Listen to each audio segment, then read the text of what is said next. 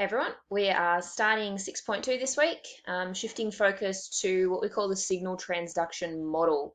So we talked last week about signaling molecules and our different pathways of signaling through the body, as well as a little bit of plant signaling.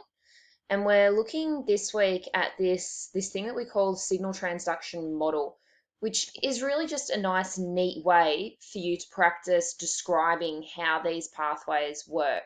So if you know that you need to fit it into this nice, neat three-step process, you know that you're addressing any question that you get asked about a signaling molecule in a structured way and that you're covering all the relevant information.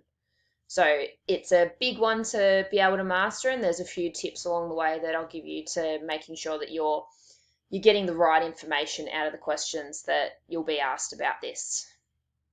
All right, so if we just probably skip back and have a look at the key knowledge. So on fast rewind there through week one, we are focusing on these two dot points this week. So the stimulus response model, when applied to the cell in terms of signal transduction as a three-step process involving reception, transduction, and cellular response.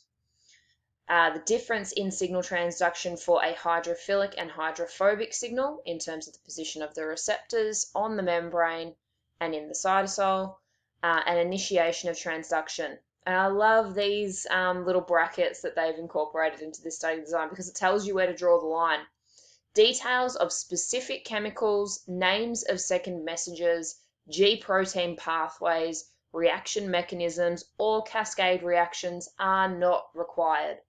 So you're going to find that there's a whole lot of examples that particularly your textbook goes through that are just not necessary. They're useful in reading through them and being able to work out for yourself if you can put a scenario, a particular situation, if you can fit that detail into that three-step process and logically talk it through. But in terms of committing them to memory, don't waste the memory space on them. So pay attention to that little bit of brackets in the key knowledge there. All right, let's go and find where we were up to.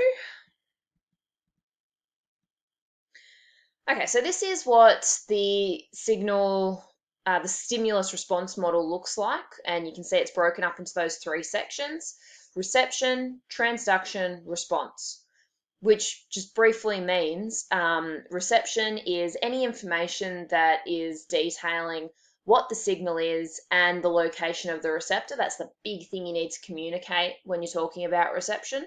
Where is the receptor that this particular signal is binding to? Transduction, how does that signal move through the cell in general terms? So what is required for that signal to be taken from the receptor to wherever it needs to act? And what is the response, which again is general. So all of that is a fairly general understanding, unless you are given detail in a question. So you might be given a specific scenario that you need to pull apart and go, well, this is the signal, name it. This is where the receptor would be. The signal would be passed through the cell like this, and the response might be specific. You might be told that you're dealing with a situation where a hormone is activating a particular gene. In your answer, you would be expected to name that gene if it was given to you in the detail of the question, but never remembering specifics of different scenarios. Okay, so in a nutshell, I guess, you need to be able to apply this signal transduction model to 4 different kinds of scenario. 2 that are hormonal, and we'll talk about those first. So it's going to change slightly if you're dealing with a hydrophilic or a hydrophobic hormone. Be able to apply it to neuron signaling. And not that we'll cover it this week, but apoptosis can be described using this model as well. So that's something that we'll practice next week. So the 3 for this week we're talking about is 2 actions of hormones, depending on whether they are hydrophilic or hydrophobic, and that signaling through a neuron. All right, so looking at our two hormone responses first. It was a good place to put me. I'll cover this bit here and I'll remember to move it out of the way in a minute. Okay, so one of the biggest things, and something that I've got you to practice in style this week, is being able to decipher whether a hormone that you're dealing with is hydrophilic or hydrophobic, because it changes how you're going to describe how this signaling process works. So you've got the two scenarios in this diagram on this slide, and I like this one. It's probably the most easy to understand diagram that I've found. It is missing one small detail though, so I'll point that out in a minute. All right, but if you just have a look, I don't think it says on here. No, it doesn't. So if you just have a look on this diagram, we're told that it's pointed out that this is the hormone here. Now, if you've read nothing more further into 6.2, let's try and use the skills that you already have as a good biology student to work out which side is which one is hydrophobic and which one is hydrophilic.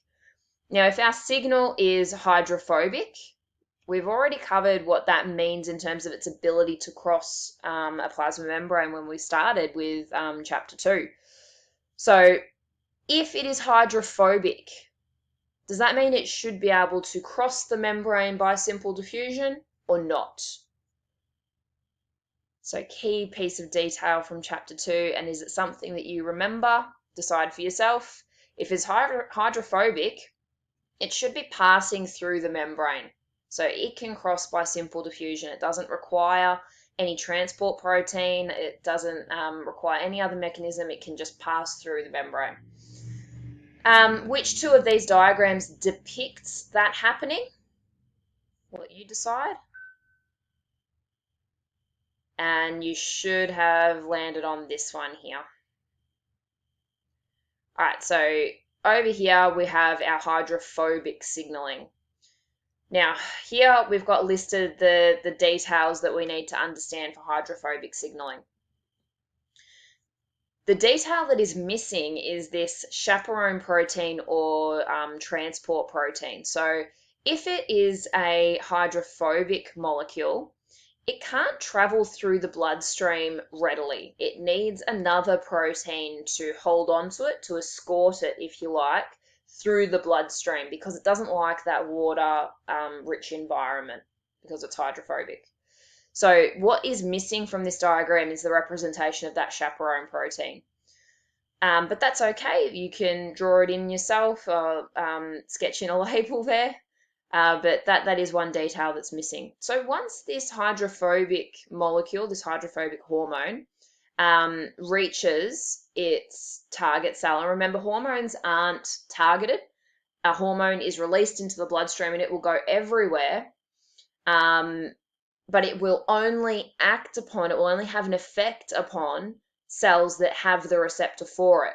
And so this becomes the really key thing to be able to identify with this content, with these questions, is where is that receptor? If it's a hydrophobic molecule, the receptor is going to be found inside the cell. Now, this diagram is showing it inside the nucleus. You don't necessarily have to have it inside the nucleus. In fact, most diagrams would represent it as being cytoplasmic.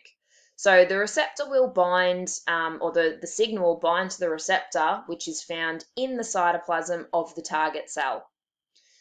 A good word to use now, if we're going to fit into this signal transduction model, we've just described the reception. So the hydrophobic molecule crosses the cell membrane and binds to the cytoplasmic receptor. That is reception. Transduction, how do we describe how the signal goes from the receptor to where it needs to go within the cell? There we're gonna use this keyword transcription factor. So the signal, that the hormone that's now bound to the receptor, You say that becomes a transcription factor. So you can imagine, or this that they've got highlighted here in yellow. This is what you would call a transcription factor. And you can now say the transcription factor moves to the nucleus, for example. So the transcription factor has moved to the nucleus and stimulates or initiates the transcription of necessary proteins. And that would be a nuclear response. So it's initiating protein synthesis or gene expression for protein synthesis of required specific proteins. And that would be the response, that protein production. The gene expression and protein production would be what forms the response for that model. And so you end up with reception being detailed here, binding to the receptor. Transduction, talk about the transcription factor, and the response being what happens inside the cell. All right, for this scenario to be what you're describing, there's a few key things that you'd be looking out for in the question. So anything, any fact, any little hidden detail, clue that might be telling you that the hormone is hydrophobic. They might just say that that hormone requires a transport protein moving through bloodstream, and that would be enough to tell you that it is a hydrophobic molecule. They might tell you that the receptor is located internally and ask you, what does that mean about the signaling molecule? Or they may say that the molecule itself is a lipid or lipid-based, which would indicate that it is hydrophobic. And then a few terms to remember. So if they tell you that it is a steroid, you're expected to know that that means lipid. And testosterone, estrogen, sex hormones are lipid-based hormones, so that's not a bad one to remember as well. So any of those can be the clues that you're given to tell you that this is the signal transduction model that you should be expressing. In contrast to that, the other option is that we are dealing with a hydrophilic molecule hormone. So in the diagram here, you can see the hormone is traveling through bloodstream, again, non-specific until it reaches a target cell that has the correct receptor for it. This time the receptor is located on the external surface of the cell. So it's binding to an external receptor. So that forms your explanation of reception for a hydrophilic hormone. Transduction, what's happening on this side of the membrane, a key word to use is secondary messenger. So we've already used that term when I was reading through the key knowledge before, and it does say that you don't need to know specific secondary messengers.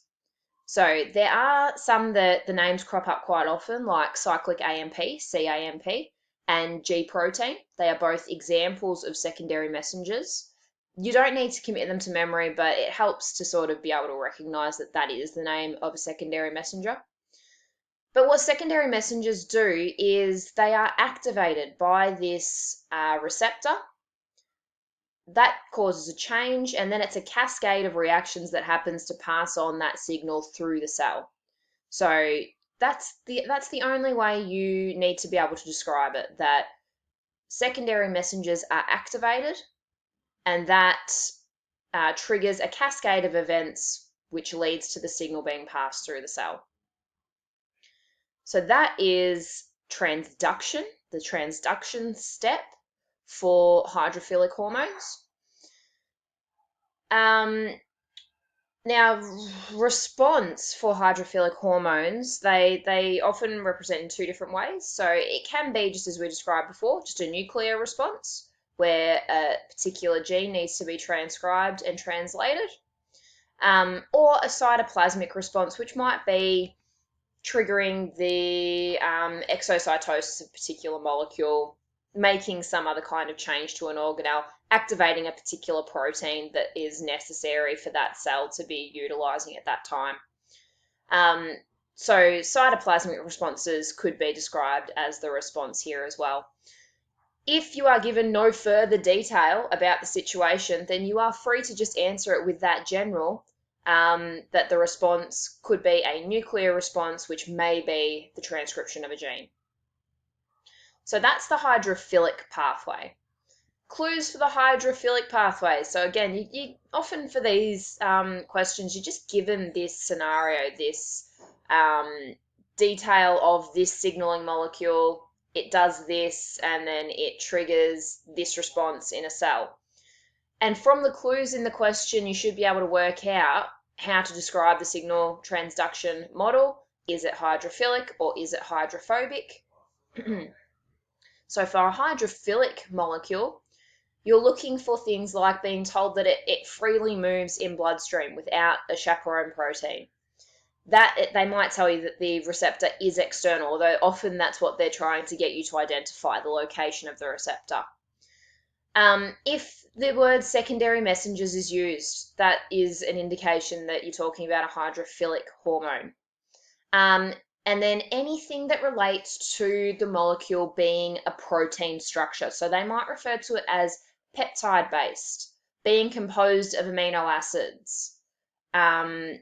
There's a couple of examples here, TSH and insulin, but the vast majority of examples of hormones that are used are hydrophilic.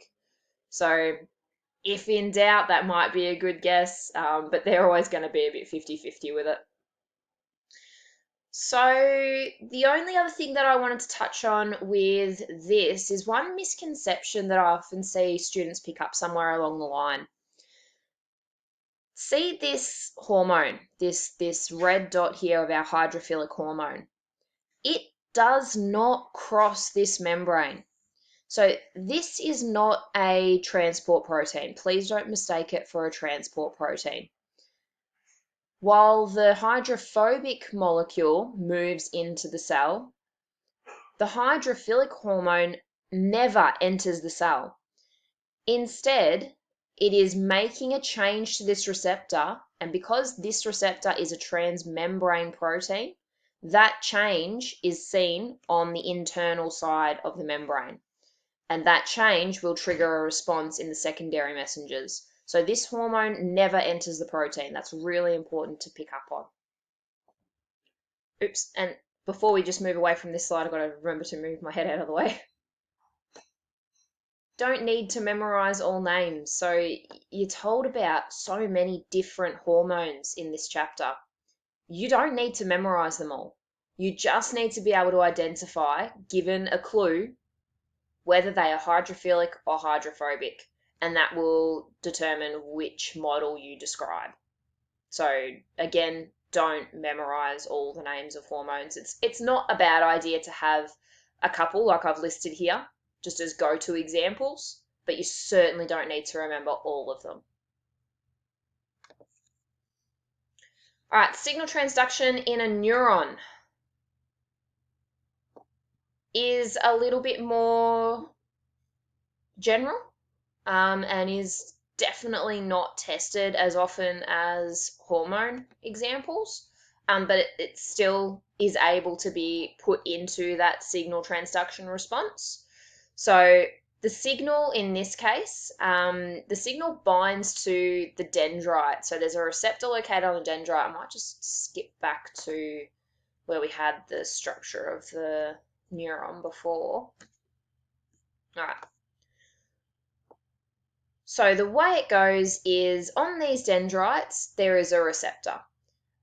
A signal that has been released from the neuron before it will bind to the receptor on that dendrite.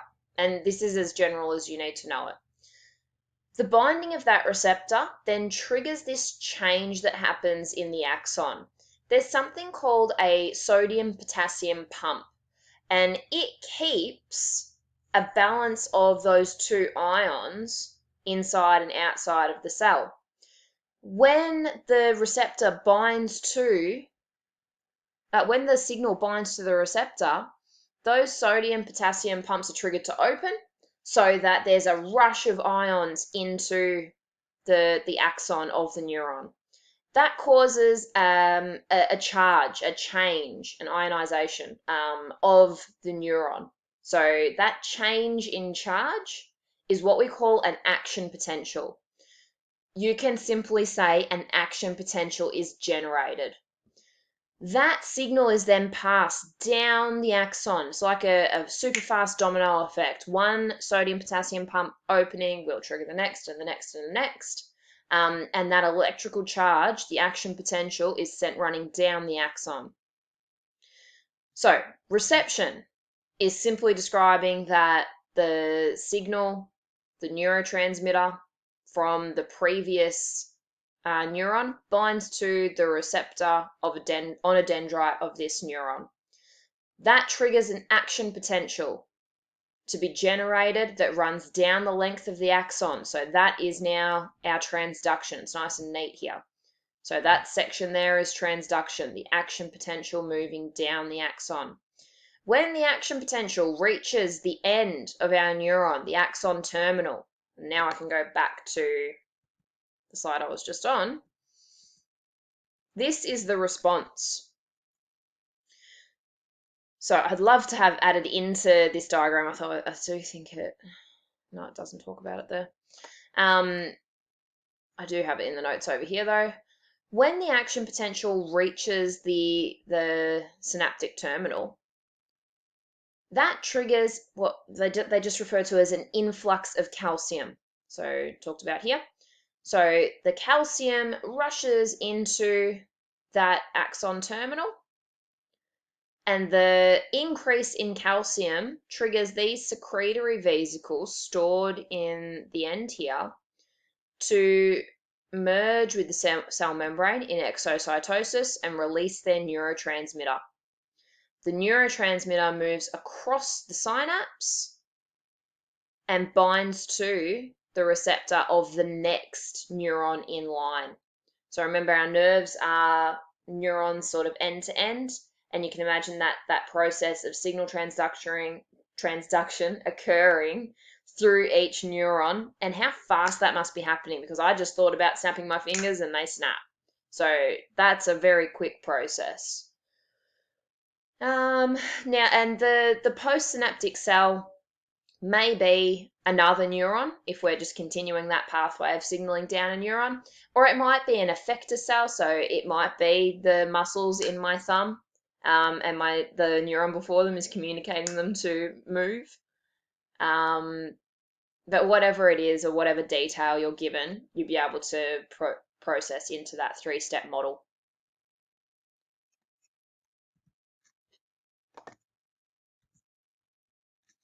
I like that one.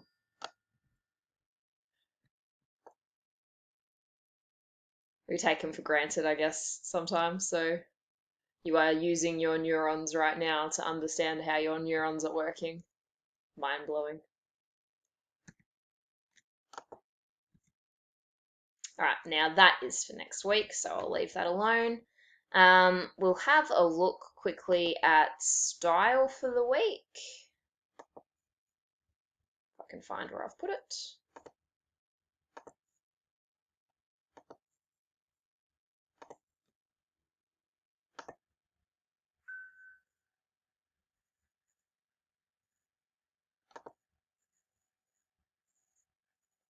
All right, so this week in style, again, there's the key knowledge that we're addressing. You asked a few questions about the model itself, and then there's this activity here, which I just want to quickly explain, so we can get some good results with it. But it is sort of similar to the summary page of the mitochondria and the chloroplast. We're putting together one nice graphic summary that will hopefully help you retain the information for this chapter and this chapter part. Here you are just being asked to fill in a little descriptor, so whatever you've put onto your style can go onto this page, just a general description of what does reception involve, what would you need to describe for transduction, what would you need to describe for response, and then you're given the three scenarios that we've talked through in this chapter part. So for our hormonal signaling, this is your summary page for hydrophilic. Keywords just means what are you looking out for in a question to indicate to you that it is a hydrophilic molecule?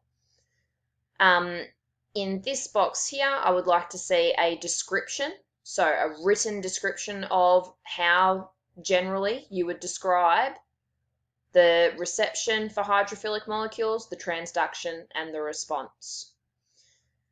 Same for the hydrophobic and same for the nervous system, so it's signaling in a neuron.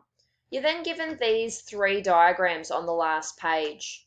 I would like you to use these diagrams to cut up, so decide what part of this diagram represents reception, which part represents transduction, and which part represents response, and paste them into these sections here. Now within style, I have loaded an ideal response, my response, so you might have more detail on yours than mine, but you can at least use it to get the basic idea, and that will come through in your answers once you've loaded yours on for the week. So please upload your version there, and I'll have a look through those. You've got a couple of videos,